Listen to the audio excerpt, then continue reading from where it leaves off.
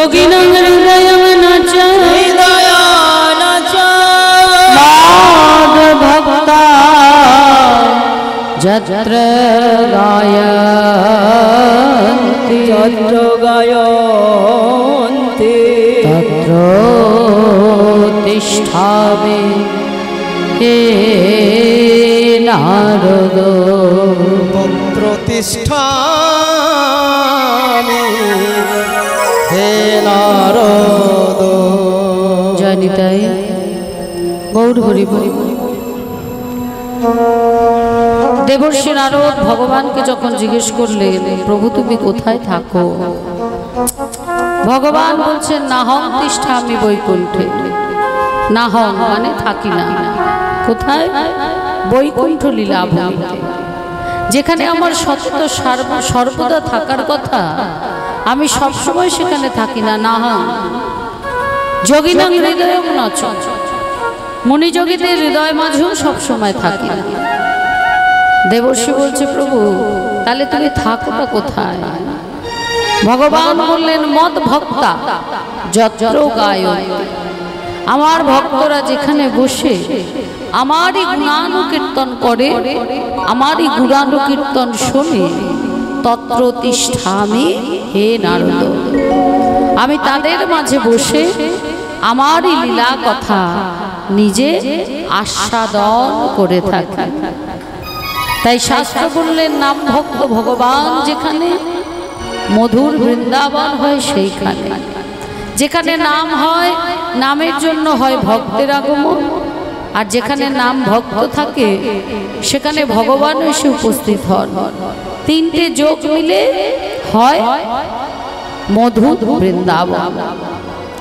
তাহলে আজ এই বৃন্দাবনের মাঝে আমরা সকলে ব্রজবাসী, আমরা লীলা কথা আস্বাদন করছি, শুনছি গৌরাঙ্গ লীলা, ভক্ত হরিদাস লীলা। মহাজন বললেন, কলিঘোর তিমির গড়াশিল জগজন, কলির ধরন করম রহুধু। ঘোর শব্দের অর্থ হচ্ছে অন্ধকার, ঘোর শব্দের অর্থ হচ্ছে ঘন, তিমির শব্দের অর্থ হলো অন্ধকার। কলির ঘোর অন্ধকারে গড়াশিল মানে কারাবদ্ধ। কে কারাবদ্ধ? জগজন, কলির জীব। কলির ঘোর অন্ধকার কারাগারে কলিহত জীব যারা আবদ্ধ হয়ে আছে, যার জন্য কি হয়েছে মা? কলির ধরন করম রহুদু। 84 লক্ষ জনে পরিভ্রমণ করলে তবে আসে দুর্লভ মনুষ্য জন্ম। এই যে এত সুন্দর জন্ম নিয়ে এসছেন, দেহ নিয়ে এসছেন, এটা কিন্তু এক জন্মের কামাই নয়, এটা কিন্তু পূর্ব জন্মের কামাই।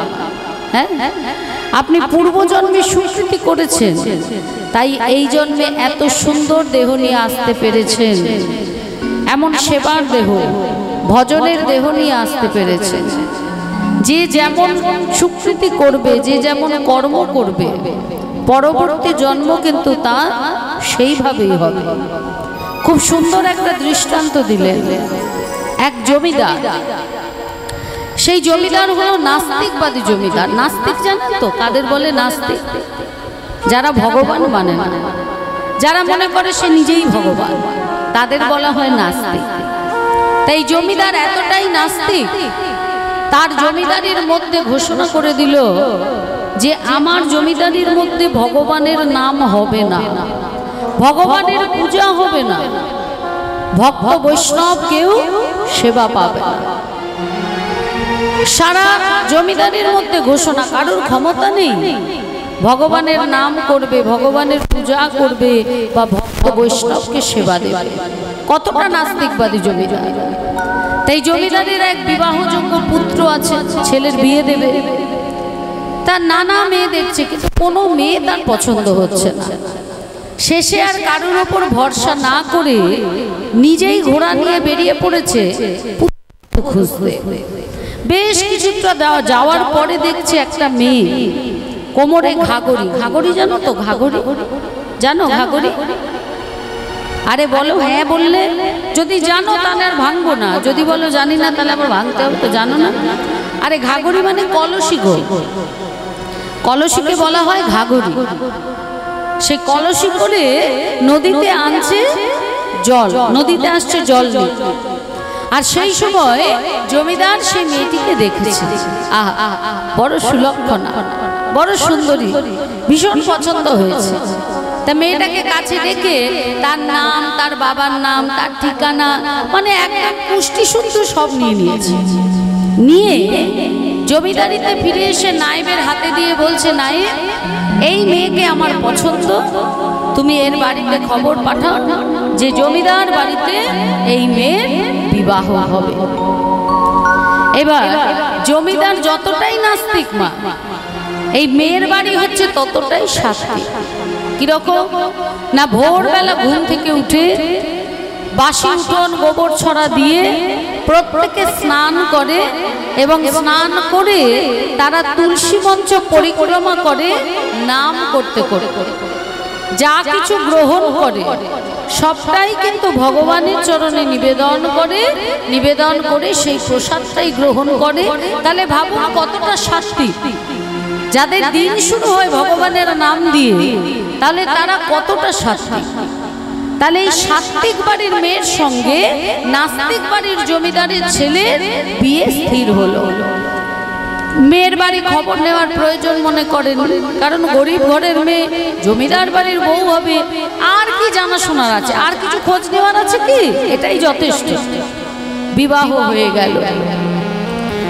নববধূ এলেন শ্বশুরালয়। শ্বশুরালয় মানে শ্বশুর বাড়িতে প্রথম দিন। যেহেতু তার স্বভাব ছোট থেকে সকালে ঘুম থেকে উঠে স্নান সেরে ভগবানের নাম করা, তাই আজও সেটার ব্যতিক্রম হলো না। শ্বশুর বাড়িতে প্রথম দিনে সকালে উঠে স্নান সেরে নিজের ঘরে আপন মনেই ভগবানের নাম করছে।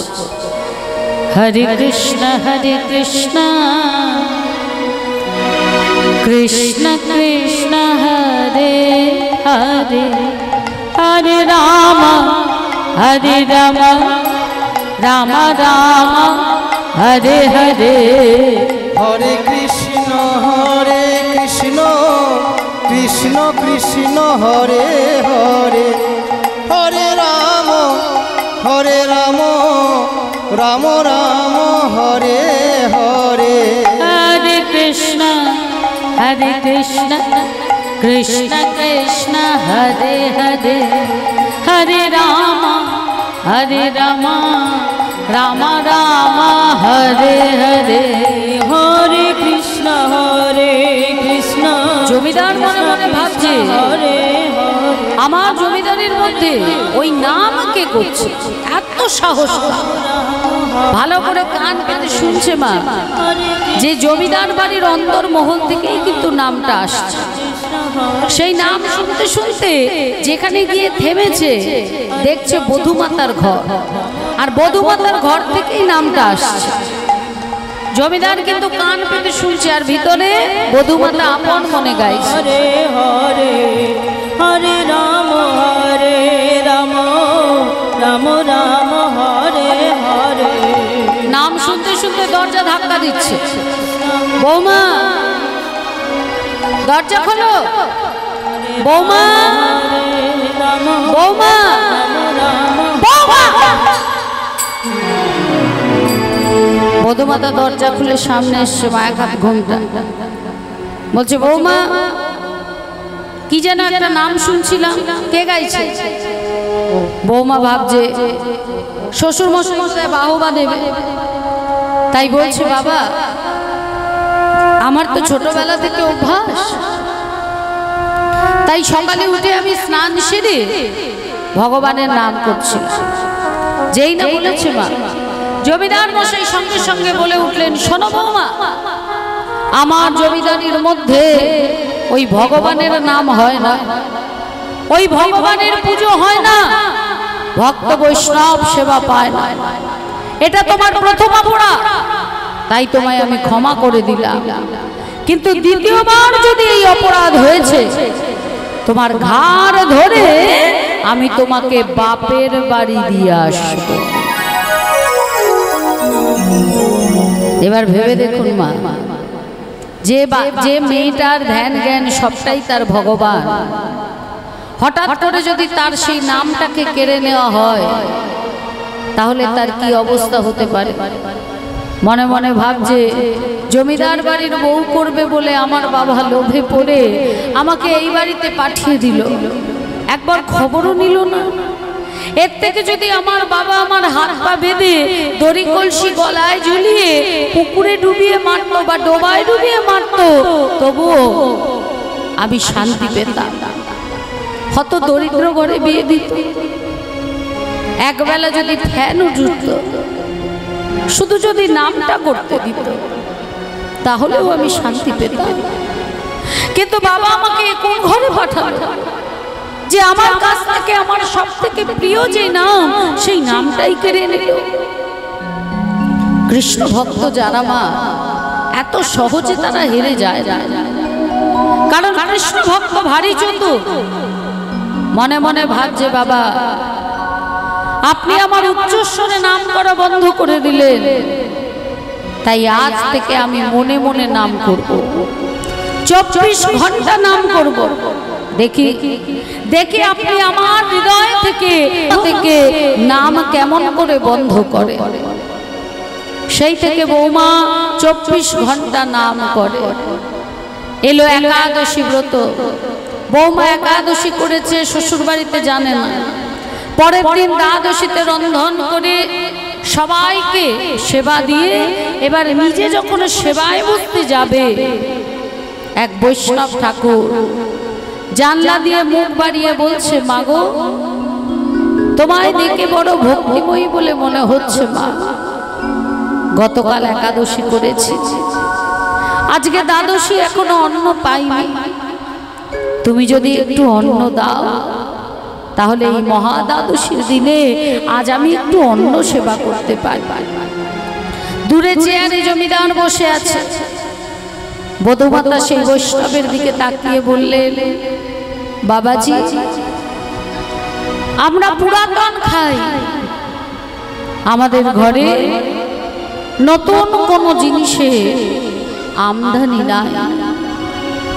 এই কথা শুনে সেই বৈষ্ণব ঠাকুর দূর থেকে বৌমাকে আশীর্বাদ করে কাঁদতে কাঁদতে চলে গেলেন। পুরোটা দেখলো জমিদার, দেখার পরে তাড়াতাড়ি করে এসেছে, এসে বলছে, বৌমা তুমি ওই বৈষ্ণবকে কি এমন বললে যে বৈষ্ণব চোখের জল ফেললো কিন্তু তাও তোমাকে আশীর্বাদ করে গেল? বৌমা বলছে, ছাড়ুন না বাবা, ও আপনি বুঝবেন না। বুঝবো না মানে? বোঝালে আবার বুঝবো না? আচ্ছা ঠিক আছে বাবা, যদি এটা আপনাকে বুঝতে হয় তাহলে আমার কটা প্রশ্নের উত্তর দিতে হবে। বেশ, বলো কি প্রশ্ন? বলছি, বাবা এই যে আপনার এত বড় জমিদারি, এই পুরো জমিদারি কি আপনার নিজের হাতে কেনা? জমিদার বলছে, না না, এই জমিদারির জমি আমার বাবা, ঠাকুরদা, বড় ঠাকুরদা তারা সব কিনেছে। বাবা মারা যাবার আগে আমাকে দায়িত্ব দিয়ে এই জমিদারির ভার দিয়ে তিনি পরলোক গমন করেছে, আর সেই থেকে আমি জমিদারি করছি। ও, তার মানে আপনার নতুন কিছু কামাই নয়, সবটাই পুরাতন। আচ্ছা বাবা, যে আপনি আগের জন্মে কি করেছেন, কে ছিলেন? বলে, তাই কি বলা যায়? পরজন্মে কি হবে না বলতে পারে? বলে, কেউ বলতে পারে পরজন্মে কি হবে? বলছে, এই জন্মে যে আপনি মানুষ হয়ে এসেছেন। কেন মানুষ হয়ে এসেছে জানেন? তবে শুনুন বাবা, একদিন দেবর্ষি নারদ ভগবানকে প্রশ্ন করেছিলেন, সাধু সঙ্গ বৈষ্ণব সঙ্গ করলে কি হয়? যখনই প্রশ্ন করেছে ভগবান কোনো উত্তর দিলেন না। নারদকে বললেন, পরের দিন ভোরবেলা উঠে নারদ সবার প্রথম যাকে দেখবে তাকে প্রশ্ন করবে।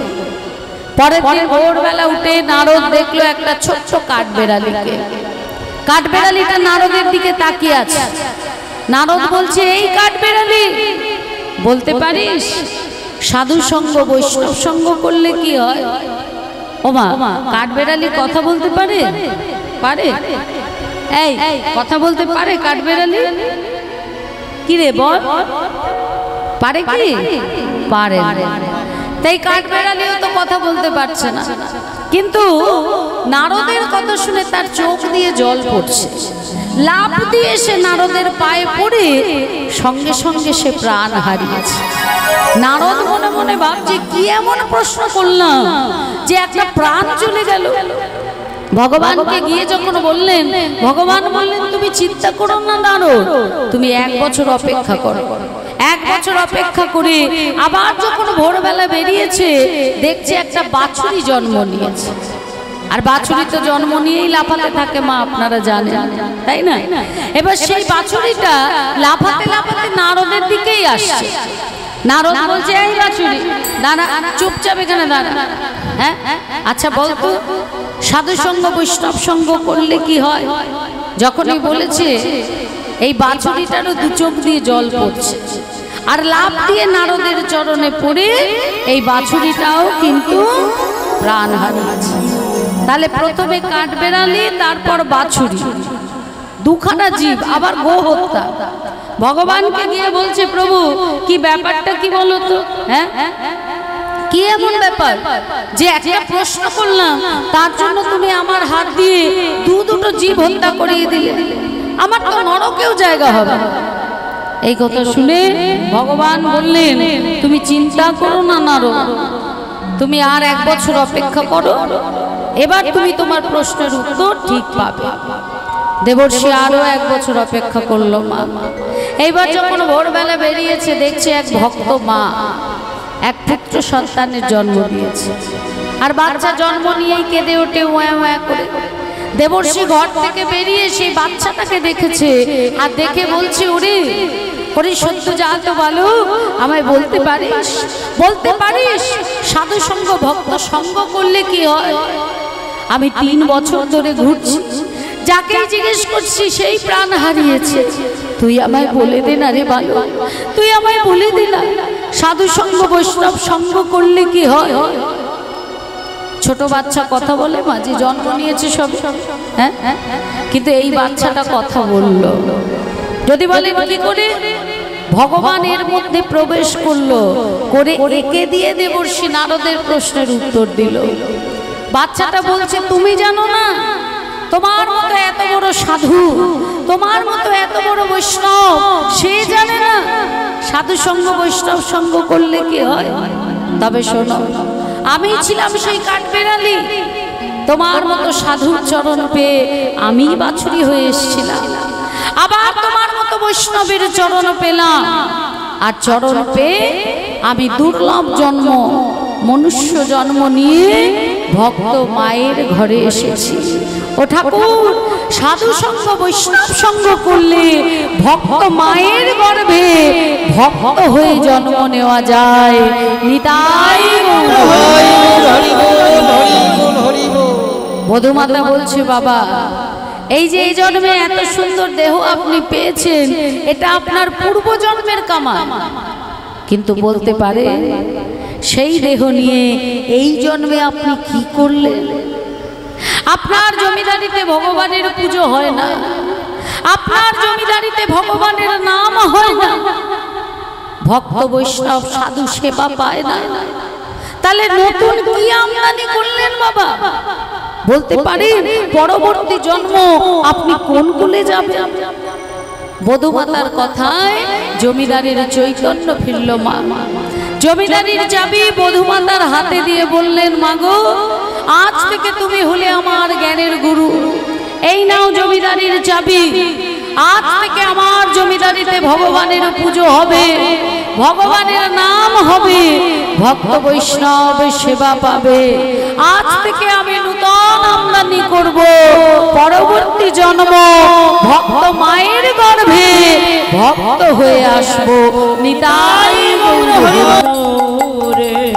হরে কৃষ্ণ হরে কৃষ্ণ কৃষ্ণ কৃষ্ণ হরে হরে, হরে রাম হরে রাম রাম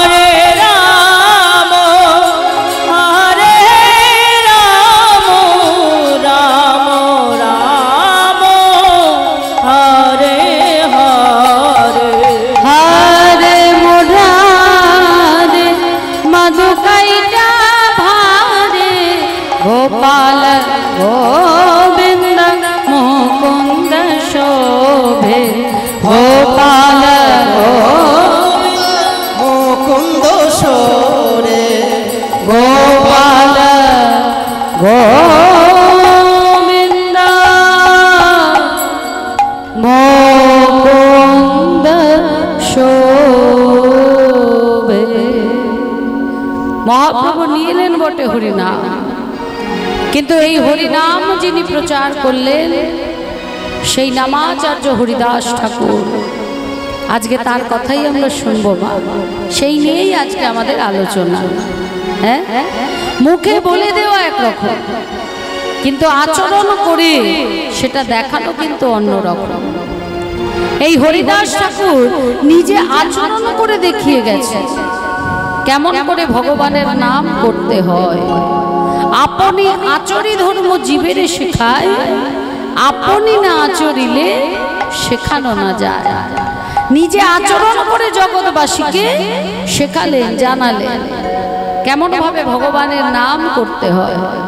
আমরা হয়তো তাকে অনুকরণ করতে পারবো না, সেটা সম্ভব নয়, কিন্তু যদি আমরা তার চরণ একটু অনুসরণ করি তাহলেও কিন্তু আমরা আমাদের ভজন পথে অনেক দূর এগিয়ে যেতে পারবো। তাহলে আজকে মহাজন বললেন এই কলির ঘোর অন্ধকারে কলিহত জীব তারা আবদ্ধ হয়ে আছে, আর সেই কলির ঘোর অন্ধকার থেকে তাদের মুক্ত করানোর জন্য মহাপ্রভুর এই ভাব আন্দোলন, অর্থাৎ এই হরিনাম সংকীর্তন। হ্যাঁ, সৃষ্টিকর্তা ব্রহ্মা যিনি ভগবানকে চিনতে পারলেন না, যার ফলে কি হলো, তাকে এই মর্তধামে মানুষ হয়ে আসতে এলো। মহাজন বলছেন ওহে জীব, তোমরা কলির মানুষ হয়ে যদি কলির ভগবান আমার শ্রীকৃষ্ণ চৈতন্য মহাপ্রভুকে চিনতে না পারো, জানতে না পারো, বুঝতে না পারো, তাহলে তোমাদের দশাটা কি হবে জানো? তোমাদের দশাটাও ওই একদম আবার সেই প্রথম, অর্থাৎ স্থাবর জঙ্গম সেই জন্মে ফিরে যাওয়া হবে। কারণ আমার গৌরাঙ্গের গুণ আগে জানতে হবে। মহাজন বললেন কি, গৌরাঙ্গ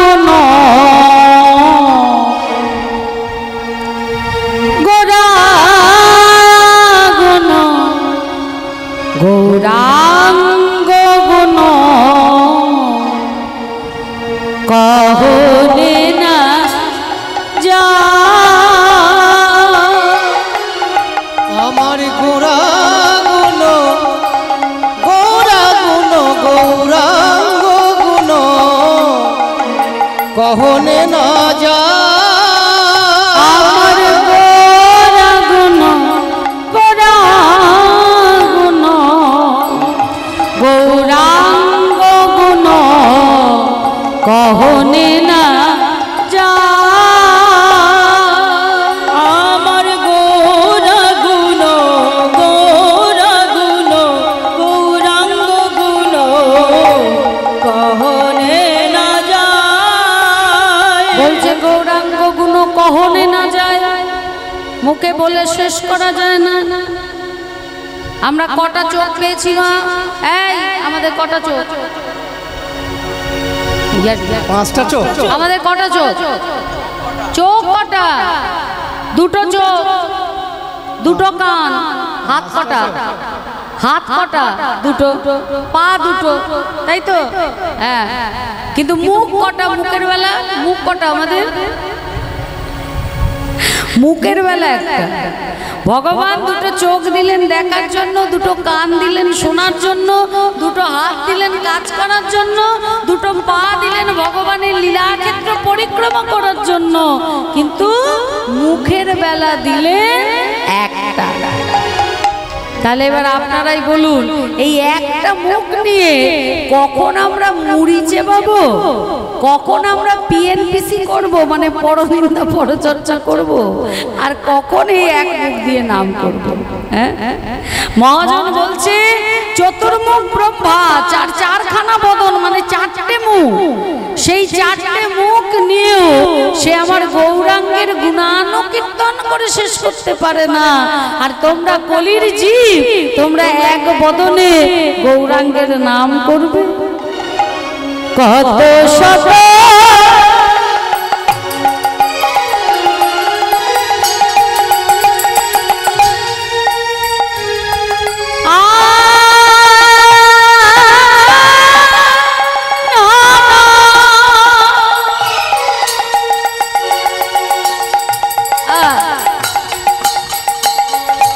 কত চতুরা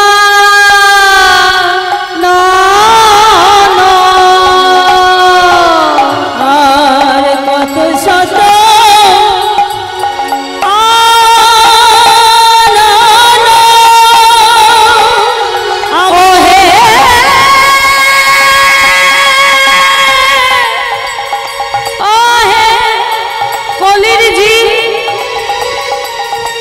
চতুর্মুখে ব্রহ্মা গৌরাঙ্গ নাম করে শেষ করতে পারে না এক বদনে, তোমরা তার নাম কেমন করবে? কত শত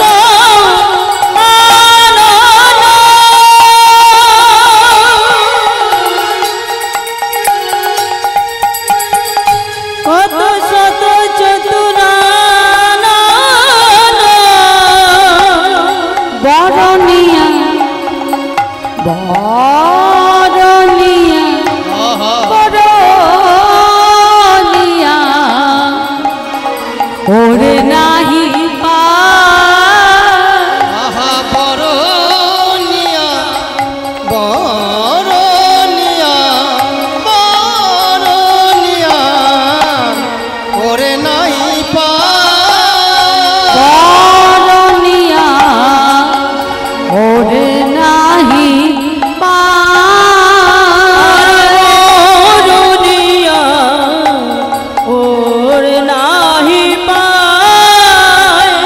ওর শব্দের অর্থ হলো সীমা, বলি সীমা পায় না, সীমা পার না, সীমা পায় না, সীমা পায় না। চতুর্মুখে ব্রহ্মা কইতে না রে সীমা পায় না, চতুর্মুখে কইতে না রে সীমা পায় না। চতুর্মুখে ব্রহ্মা কহিতে না রে আমার গৌরাঙ্গের কথা, হৃদয় গৌর হইব আমার গৌরাঙ্গের কথা চতুর্মুখে বাবা কইতে না রে, আমার গৌরাঙ্গের কথা চতুর্মুখে বাবা কইতে না রে। সীমা পায় না বরণিয়া আরে বরনিয়া ওরে নাই পা বরণিয়া ওর নাহি পা, নানা সীমা পায় না চতুর্মুখ ব্রহ্মা, যার বদনে যার গুণের কথা বলে, যার বদনে বলে তার সীমা পায় না। আর আমাদের এত বড় সাহস, আমরা একটা বদন নিয়ে গৌরাঙ্গের লীলার কথা বলতে এসেছি। হ্যাঁ, মহাজন বললেন ওহে কলির জীব, যে ভুল ব্রহ্মা করেছে সেই ভুল অন্তত তোমরা করো না। ব্রহ্মা স্বয়ং ভগবানকে চিনতে পারলো না, মা সামান্য মনুষ্য জ্ঞান করলো, যার জন্য ব্রহ্মাকে মর্তকুলে আসতে হলো। আর তোমরা তোমরা এমন মনুষ্য জন্ম নিয়ে তোমরা যদি শ্রীকৃষ্ণ চৈতন্য মহাপ্রভুকে না চিনতে পারো, তাহলে তোমাদেরও গতি সীমা পাবে না। অনেক ডিগ্রি আমরা অর্জন করেছি, অনেক পড়াশোনা করেছি, মা ডাক্তার, ইঞ্জিনিয়ার, ব্যারিস্টার, উকিল, পুলিশ, মাস্টার, কত কিছু হয়েছি, কিন্তু এত কিছুর পরেও আমরা আমাদের গৌর গুণনিধিকে চিনতে পারি। যে গৌরাঙ্গ মহাপ্রভু ভগবান নয়, ভক্ত হয়ে নেমে এসেছিলেন এই কলিযুগে। কেন নেমেছিলেন? কারণ ভক্তের ভগবানের প্রতি প্রেম ভালোবাসাটা কেমন সেটা শুধুমাত্র বোঝার জন্য আর জীব জগৎকে বোঝাবার জন্য। কেমন করে কৃষ্ণ ভজন করতে হবে, কেমন করে কৃষ্ণ নাম করতে হবে, কেমন করে হা কৃষ্ণ বলে কাঁদতে হবে।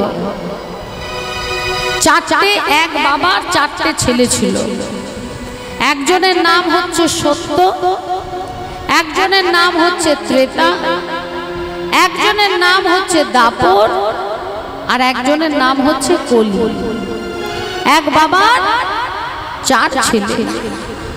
তা ছেলেরা বড় হয়েছে, ছেলেদেরকে দাঁড় করাবার জন্য বাবা প্রত্যেককে কিছু কিছু করে টাকা দিল, সমান ভাগে দিল।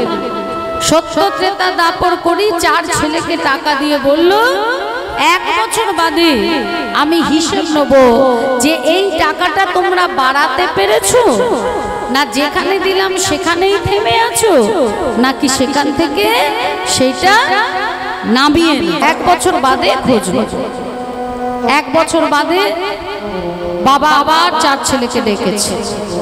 সবার আগে এসছে সত্য। সত্যকে বলছে, বাবা আমি যে তোমায় টাকাটা দিয়েছিলাম, সেই টাকা দিয়ে তুমি ব্যবসা করেছো, তোমার লাভ হয়েছে না ক্ষতি হয়েছে? সত্য বলছে, আমার লাভও হয়নি ক্ষতিও হয়নি, আমি যেখানে ছিলাম সেখানেই আছি।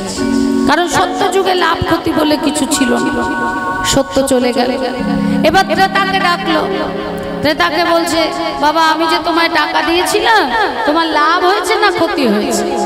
ত্রেতা বলছে, বাবা সামান্য, ওই 1% মতো লাভ হয়েছে। ত্রেতা যুগে পাপ হচ্ছে 1 ভাগ, পুণ্য হচ্ছে 3 ভাগ। বলছে আমার 1% মানে 1 ভাগ লাভ হয়েছে। চলে গেল। দাপরকে ডাকলো, তোমার লাভ হয়েছে না ক্ষতি হয়েছে? দাপর বলছে কি যে বাবা আমার লাভ আর ক্ষতি সমান সমান হয়েছে, মানে যতটা লাভ হয়েছে ততটা ক্ষতি হয়েছে। চলে গেল। এবার কলিকে ডাকছে, কলি এদিকে এসো। কলি আর ভিতরে আসছে না, দরজার কাছে দাঁড়িয়ে দাঁড়িয়ে সে কাঁদছে। বাবা বলছে, কি কলি, তোমায় যে আমি ব্যবসা করতে দিয়েছিলাম, তুমি কি কিছু করতে পেরেছো? দরজায় দাঁড়িয়ে কলি কেঁদে কেঁদে বলছে, বাবা আমি কিচ্ছু করতে পারিনি, লাভও করতে পারিনি, আমার ক্ষতিও হয়নি, ওই টাকাটাও আমি আমার কাছে রাখতে পারিনি, যা ছিল সব আমি দিয়ে দিয়েছি। এই কলিযুগে আমার শ্রীকৃষ্ণ চৈতন্য মহাপ্রভু তাই মা, যিনি ভগবান অনন্ত কোটি বিশ্ব ব্রহ্মাণ্ডের মালিক, তিনি ভক্ত হয়ে এলেন এই কলিযুগে। আর কলিযুগে এসে শুধুমাত্র আমাদের মতো পতি কলিহত জীবকে উদ্ধার করার জন্য তার কাছে যা কিছু ছিল সেই সবটুকু সে আমাদের জন্য উজাড় করে দিয়ে নিজে নিঃস্ব হয়ে গেলে। তাই গৌর হরি বল, হরি বল, হরি বল। কিন্তু তারপরেও আমরা হতভাগ্য কলিজি, আমাদের ঘরের ছেলেকে চিনতে পারলাম না, ঘরের ছেলেকে আমাদের বুঝতে পারলাম না। শুধু বলেছে, ওরে কলির জীব, কলিতে যদি উদ্ধার পেতে চাস শুধুমাত্র একবার হরি বল।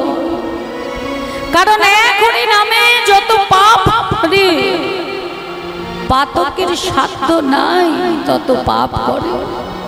শুধু একবার বদন ভরে হরি বল।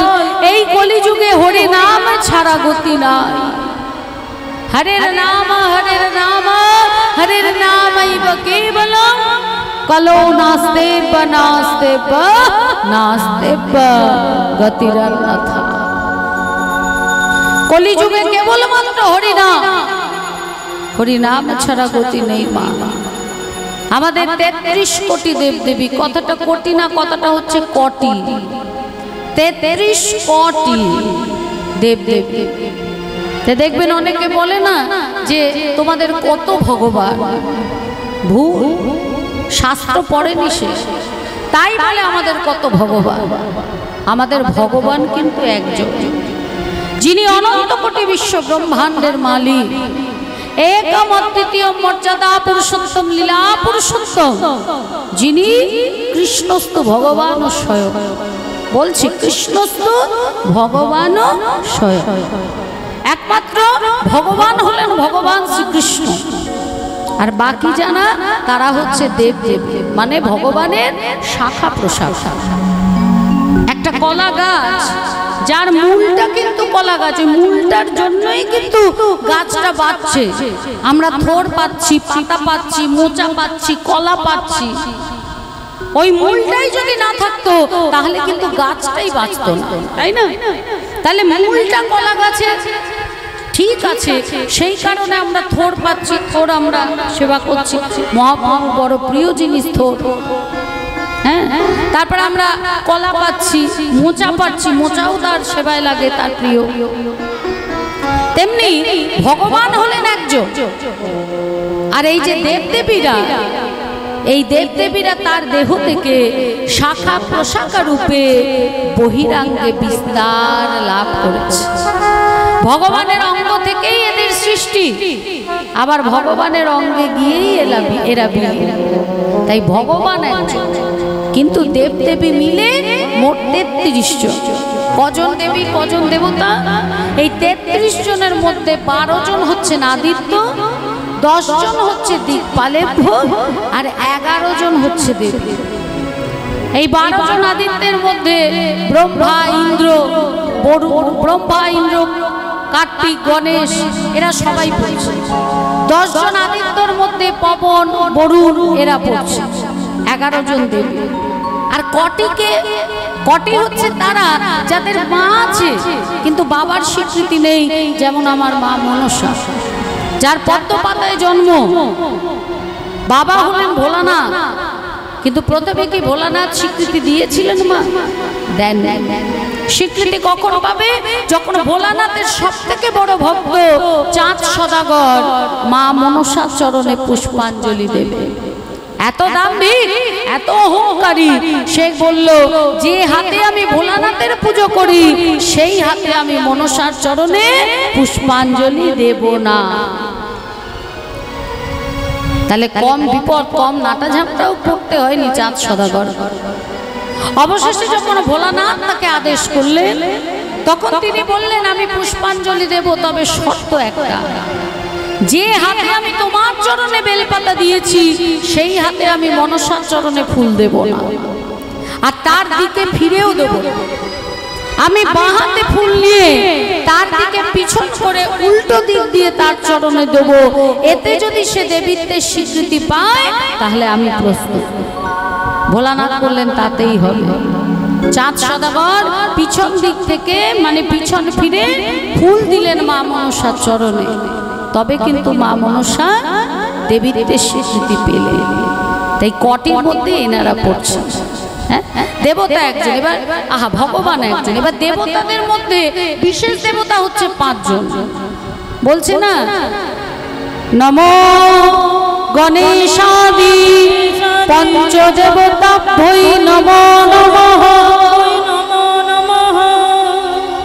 আপনি যার চরণেই ফুল দিন না কেন, সব গিয়ে পড়বে আমার গোবিন্দের চরণ।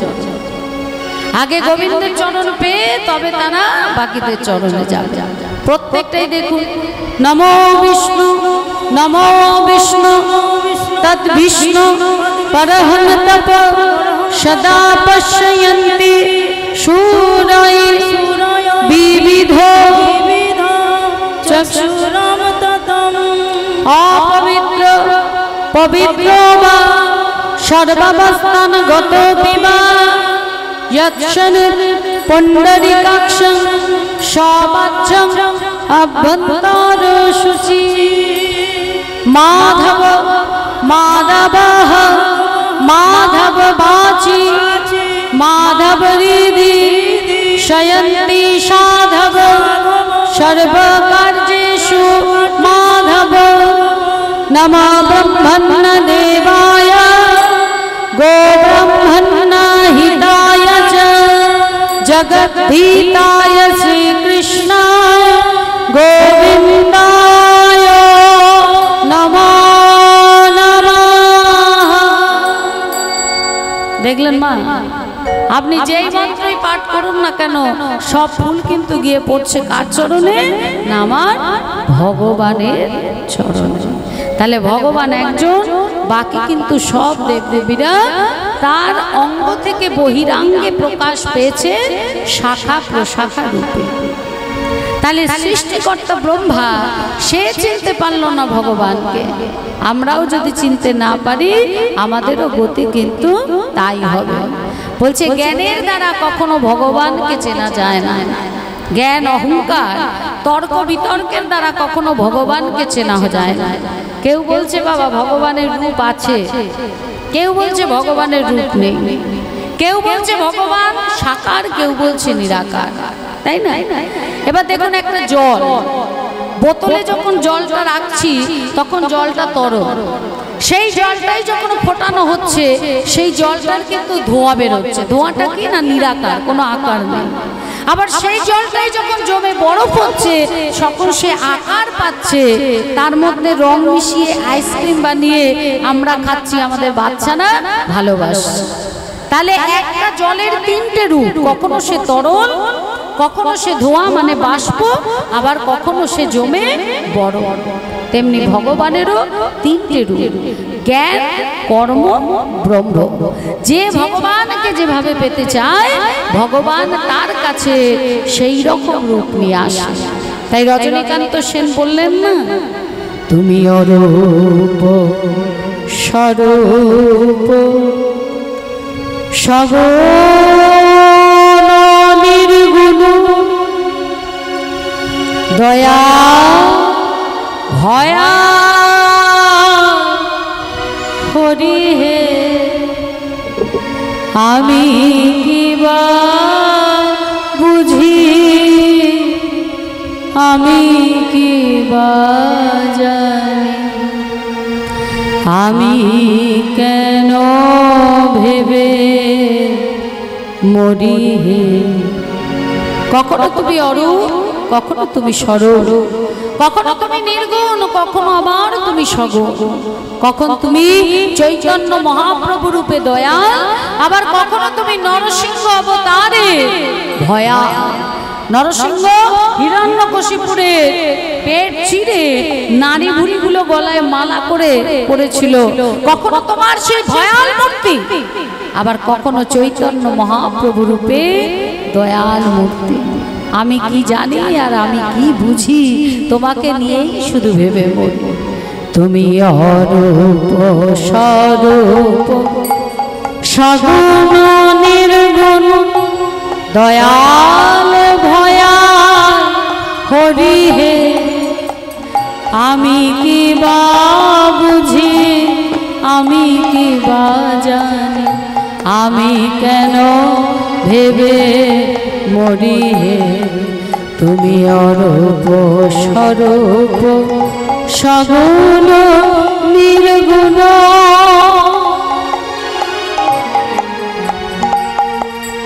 কি রূপে কেমনে বাজাব না জানি, কেমনে জীবন কাটাব, কি রূপে কেমনে বাজাব না জানি, কেমনে জীবন কাটাব, তুমি আনিয়াছো তোমারে পাব, তুমি আনিয়াছো তোমারে পাব। কি রূপে এসেছি, কেমনে যাব, কেমন করে জীবন কাটাবো, তুমি এনেছো, আমি তো আসিনি। একটা বাচ্চা যখন বাবার হাত ধরে মেলা ঘুরতে যায় তখন কি তার বাড়ি ফেরার চিন্তা থাকে না? চিন্তা থাকে তাড়াতাড়ি বাড়ি ফিরতে হবে, কোথায় টোটো, কোথায় অটো, কোথায় বাস, চিন্তা থাকে কি? কি হ্যাঁ কি না? থাকে না। কেন থাকে না? সঙ্গে তার বাবা আছে, ঠিক সময় মতো বাবা তাকে যেমন মেলায় নিয়ে এসছে, আবার মেলা থেকে তাকে ঘরে নিয়ে যাবে, ঠিক সেরকম এই মায়ার জগতের মেলাতে তুমি আমাকে নিয়ে এসেছো। কিভাবে আমি থাকবো, কেমন করে যাব, সবটাই তুমি জানো। আমি কিছুই জানি না, কিছুই বুঝি না, আমি শুধু তোমার চরণে বিশ্বাস করি, তুমি যেমন এনেছো আমাকে আবার তুমি যত্ন করে নিয়ে যাবে। কি রূপে এসেছি কেমনে বাজাবো না জানি, কেমনে জীবন কাটাবো, তুমি আনিয়াছো তোমারে পাবো। আমি মিছে কেন ভাবি হে, তুমি অরূপ স্বরূপ সগুণ নির্গুণ, দয়াল ভয়াল হরি হে। আমি কি বা বুঝি, আমি কি বা জানি, আমি কেন ভেবে মরি হে। তুমি অরূপ স্বরূপ সগুণ নির্গুণ। তাহলে তুমি এনেছো, তুমি নিয়ে যাবে, অত আমার বোঝারও দরকার নেই, ভাবারও দরকার নেই। শুধু একটা জিনিস ভরসা বিশ্বাস, সেটা হলো তোমার চরণ। তাহলে আজকে তুমি অনেক পাণ্ডিত্য অর্জন করলে, কিন্তু তাকে চিনলে না, তার দয়াল রূপটাকে তুমি জানলে না। তাহলে তোমার এই পাণ্ডিত্যটা কেমন হবে জানো? চারিবে সরদর্শন পড়িয়া যেই যায়, চারিবেদ সরদর্শন করিয়া যেই যায়, সে যদি গো রাঙ্গ নাহি ভজে গো, সে যদি গৌরাঙ্গ নাহি ভজে গো, বৃথা তার অধ্যয় লোচনবিহীন জন, পিতা তার অধ্যয় লোক লোকহীন জন, বৃথা তার অধ্যয় লোচনবিহীন জন, কোথায় তার অধ্যয়ন লোচনবিহীন জন, দর্পণে আহা দর্পণে দর্পণে অন্ধে কিবা কাজে, দর্পণে আহা দর্পণে অন্ধের কি বা কাজে, দর্পণে অন্ধে কিবা কাজে। দর্পণে অন্ধের কি বা কাজে। ওমা, যদি একটা অন্ধর হাতে আয়না ধরিয়ে দেওয়া হয়, সেই আয়নায় কি সে নিজের মুখটা দেখতে পাবে? পাবে কি? অন্ধ তো কি করে দেখবে? দেখতে তো পাবে না। ঠিক তেমনি তুমি দুর্লভ জন্ম মনুষ্য জন্ম নিয়ে এলে, এত বিদ্যা অর্জন করলে, এত পাণ্ডিত্য অর্জন করলে, কিন্তু তোমার কলির ভগবান শ্রীকৃষ্ণ চৈতন্য মহাপ্রভুকে তুমি চিনলে না, জানলে না, তোমার ঘরের ছেলেকে তুমি বুঝলে না, তাহলে তোমার অবস্থাটা ওই অন্ধের হাতে আয়না ধরানোর মতো। তাহলে বলো, দর্পণে তার কাজ কি আছে? দর্পণে তার কাজ কি আছে? দর্পণে তার কাজ কি আছে? দর্পণে তার কাজ কি আছে? এত পাণ্ডিত্য অর্জন করে লাভ কি, যদি ঘরের ছেলেকেই না জানলে, ঘরের ছেলেকেই না চিনলে, নিজের পরিচয়টাকেই না বুঝলে, তাহলে অন্ধের হাতে আয়না ধরানো হলো না? হ্যাঁ, আহা দর্পণে কাজ কি আছে? দর্পণে কাজ কি আছে? যার দুটি নয়নে অন্ধ, দর্পণে কাজ কি আছে? যার দুটি নয়নে অন্ধ, এমন দুর্লভ মানব জন্ম পেয়ে, দুটি তার হরি জন্ম পেয়ে, যার দুটি নয়ন অন্ধ, মানব জন্ম পেয়ে, যার দুটি নয়ন এমন অন্ধ, দুর্লভ মানব জন্ম পেয়ে, যার দুটি নয়ন এমন অন্ধ, দুর্লভ মানব জন্ম পেয়ে, যার দুটি নয়ন অন্ধ, দর্পণে তার কাজ কি আছে? দর্পণে অন্ধের কি বা কাজে, দর্পণে দর্পণে অন্ধের কি বা কাজে। তাহলে অন্ধের হাতে আয়না ধরানোর মতো অবস্থা। অথচ দেখো এক ভক্ত চারি বেদ পড়েনি, 6টি দর্শন শাস্ত্র পড়েনি, এত শাস্ত্র গ্রন্থ অধ্যয়ন করেনি, মহাপণ্ডিত হয়নি, কিন্তু জীবনের সার জিনিসটাকে সে জেনেছে। হ্যাঁ, তাহলে তার দশাটা কেমন? মহাজন কি বলছে? বেদ বিদ্যা দুই কিছু নাহি জানই, বেদ বিদ্যা দুই কিছু নাহি জানত। বেদ বিদ্যা কিছুই জানে না, সে যদি গৌরাঙ্গ করে গো, সে যদি গৌরাঙ্গ করে সারি গো। বেদ বিদ্যা পড়লো না, জানলো না, শিখলো না, শুধু গৌর চরণকে সার করলো। মহাজন বলছে কি? বেদ বিদ্যা তুই কিছু নাহি জানাই, না না লাগে না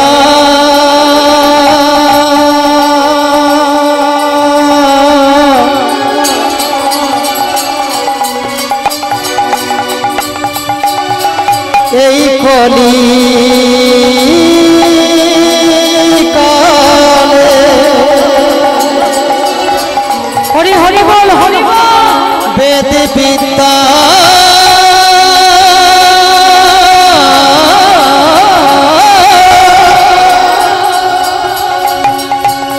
তার কি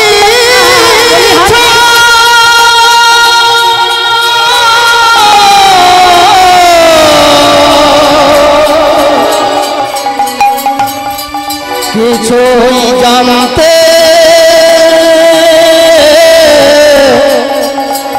জানতে লাগে না।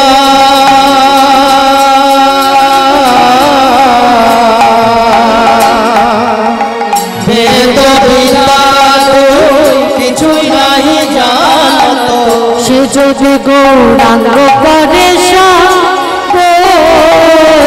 যদি গৌরাঙ্গ করে সার গো। ঠাকুর নয়নানন্দের ধনে সেই তো সকলে জানে, নয়নানন্দের ধনে সেই তো সকলে জানে। নয়নানন্দের ধনে সেই তো সকলে জানে, নয়নানন্দের ধনে সেই তো সকলে জানে। এই ঠাকুর নয়নানন্দ কে ছিলেন জানেন না? ওই যে দেখুন পঞ্চতত্ত্বের চিত্রপটটা, মাঝখানে আমার গৌরহরি, গৌরহরির ডান দিকে আছে নিতাই চাঁদ, নিতাই চাঁদের ডান দিকে আছে অদ্বৈত আচার্য প্রভু, গৌরাঙ্গ মহাপ্রভুর বাম দিকে আছে গদাধর প্রভু, গদাধর প্রভুর বাম দিকে আছেন শ্রীবাস পণ্ডিত। তা মহাপ্রভুর বাম দিকে যে গদাধর প্রভু, এই গদাধর প্রভুর ভাইপো হচ্ছেন নয়নানন্দ দাস।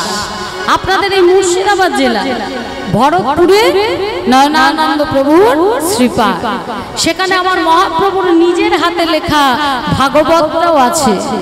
যদি সম্ভব হয় আপনারা একবার অন্তত দর্শন করে নিজেদের নয়ন মন সবটা সার্থক করবেন। ঠাকুর নয়নানন্দের ধনে সেই তো সকলে জানে,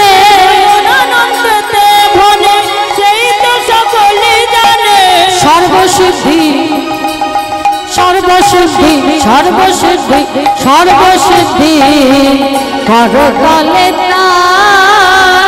আহা সর্বসিদ্ধি সর্বসিদ্ধি করতলে তা। গৌর জানলে সব জানা হবে, গৌর জানলে সব জানা হবে, জানলে সব জানা হলো, শাস্ত্র জানলে জানা হলো, গৌর জানলে জানা হলো, শাস্ত্র জানলে জানা হলো, গৌর জানলে সব জানা হলো, শাস্ত্র জানলে জানা হলো, গৌর জানলে সব জানা হলো। বদনে ভরে হরি বলো, হরি বদনে ভরে হরি বলো, ভরে হরি বলো,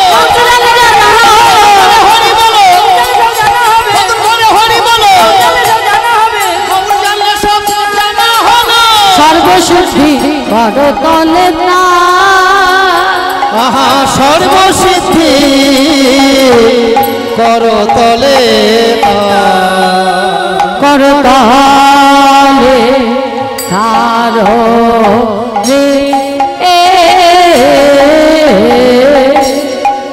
সর্বসিদ্ধি করতলে তার